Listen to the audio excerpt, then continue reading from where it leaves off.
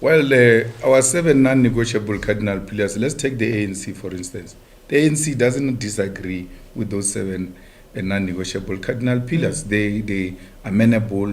Actually, the conference that elected Ramaphosa had resolved on those cardinal pillars, but elected the wrong leadership. Unlike in 1949, when the Youth League influenced the ANC conference, then elected OR and Walter Sisulu and them into the leadership of the ANC and radicalized the ANC. This was not the case this time around.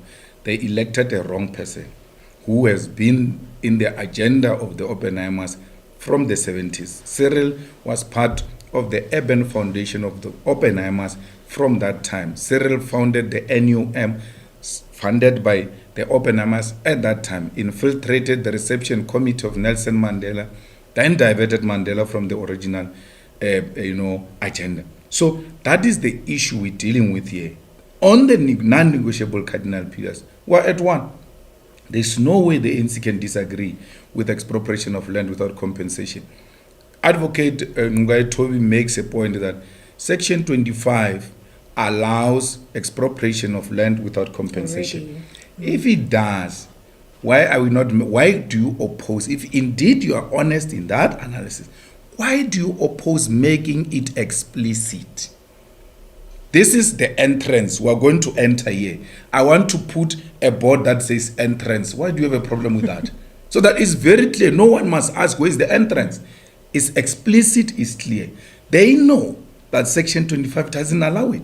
And that's why they are refusing to make it explicit in the Constitution.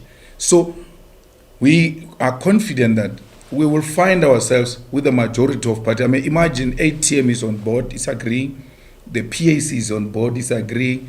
The MKP is also agreeing with this kind of a proposal. And we don't see why the ANC will have a fundamental problem with that. Our problem is the DA, which said we are enemy number one, unprovoked. And it was not them. It was the Oppenheimers who said that EFF is passing you, it's going to become number 2, and if they combine their votes with the ANC, they will not need anyone, and it's a dangerous scenario. Let's not go there.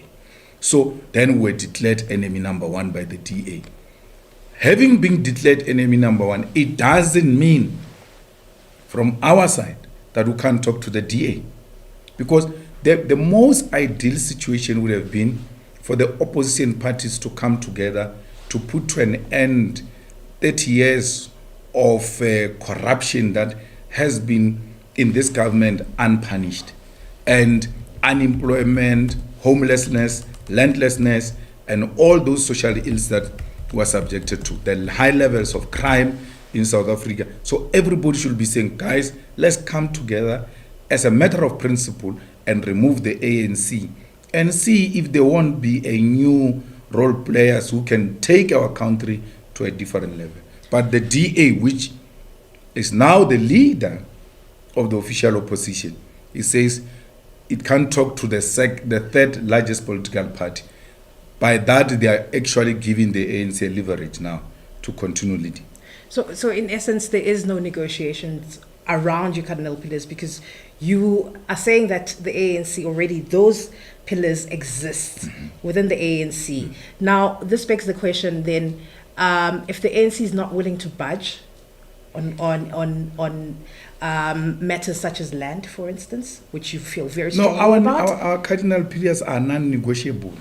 They are written in the, not in this manifesto, in the founding manifesto of the EFF, not in the election manifesto. So even if we are so willing, it can't be correct that for convenience we want to abandon that which constitute the fundamental core of the foundation of the EFF for political expediency. You are willing it won't be correct. You're willing to stay in opposition benches in terms of going into this election. You're willing to stay in opposition benches and uphold ethically your beliefs as the EFF, ideologically your beliefs as the EFF. Well, we are in the opposition benches now, and that's what we know best. And if it will happen beyond May, it will not be something new. It will be something we are used to. And one thing that is going to boost us is that this time around won't be the third, will be the official opposition in parliament. And that's what happens when a ruling party is there and there is an official opposition. From time to time, the ruling party lean towards the opposition in an attempt to disempower it and neutralize it. And we think that if we occupy that position, even when we're not in government, we stand a good chance to influence policy.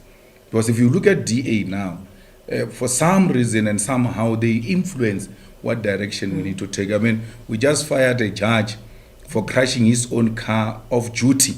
And we said, no, this judge must be impeached because the DA said so. We fired Klope because the DA said fired Klope. What did Klope say? He said to those guys, the country's future now is in your hands. We are relying on you guys. That was a problem, which is what they do every day. As judges, when they meet in a tea room, they ask each other, which case are you dealing with? Which? Oh, okay, good luck. Hey, that one is a difficult one. They go separate ways. Not a meeting where instruction is given, exchange of money. Someone says something, then that becomes, we don't agree that he should have said the things he said. But when we were interviewing the current Chief Justice, we asked Judge Situlwane if this is unusual. He said, no, in the Supreme Court of Appeal, they always say to us, no, but we think you can take this way or that way. That. So we say, oh, their influence. He says, no, the final decision rests with me. People can talk what they want to talk. I take the final decision. JP Mulambo said the same, that, no, we talk. Well, I mean, talking means nothing. At the end of the day, the judge is going to sit alone and make that decision. But the DA said, this one, we don't want. They dismiss. Mukweban, we don't want. They dismiss. So those are the good chances of being an official opposition, because the ruling party somehow, in an attempt to neutralize you and disempower you, come to adopt some of your stands because they don't want you to have a leg to stand on.